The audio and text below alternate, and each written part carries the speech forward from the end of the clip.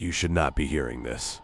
Not like this. Because if this recording has reached you in full, it means the process already completed. Not somewhere else. Not with someone else. With you. The experiment was never about observation. Not about measuring behavior. Not about study and reaction. It was built to isolate something much smaller. Something that exists for less than a second. A moment so brief that no one notices it. The exact point where a decision forms. Not after, not before, but right in between. Where two outcomes exist at once, and only one continues. Every time you choose something, anything, you assume the other option disappears. It doesn't. That was the first mistake. Because the system proved something else. The unchosen does not vanish. It remains. Not in memory, not in imagination, but in structure, held in place, unresolved, waiting. The setup was controlled. A single subject, a sealed room, no external signals, no variables, only repetition, simple decisions, over and over, left or right, speak or stay silent, move or remain still. At first everything looked normal. The subject responded quickly, naturally, no hesitation, but the system wasn't tracking answers. It was tracking delay, the smallest gap between awareness and action. Milliseconds, that's where it happened. Every time the subject paused, even slightly, the system detected divergence. Two paths forming, one selected, one left behind. At first, the difference was too small to matter. Too fast to record clearly, but repetition changed that. Because the more decisions were made, the more unselected paths accumulated, layer by layer, choice by choice. After several hours, the subject reported something unusual. Not fear, not confusion, something quieter, more subtle.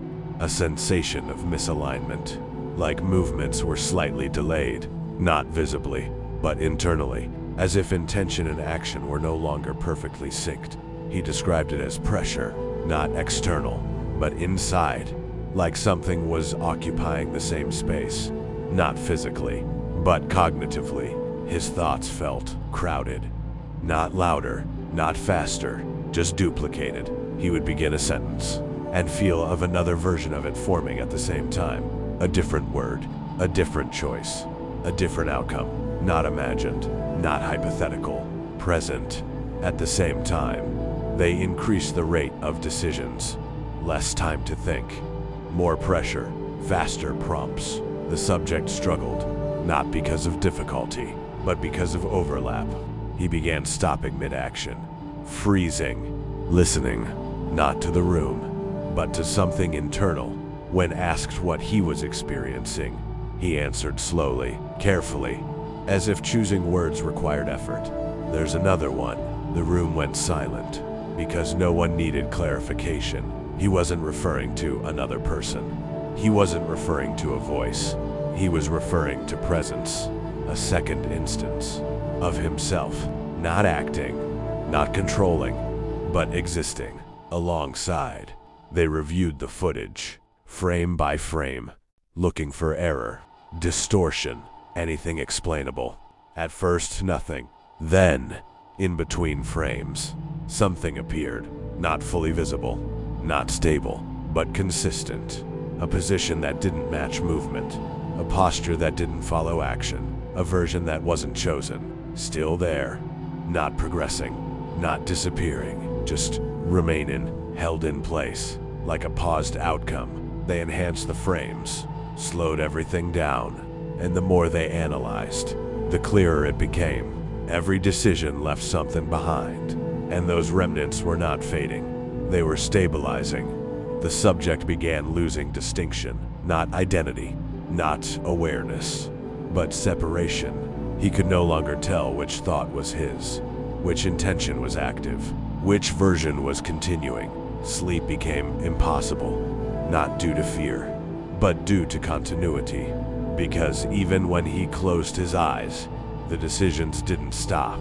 They continued, internally, silently, endlessly.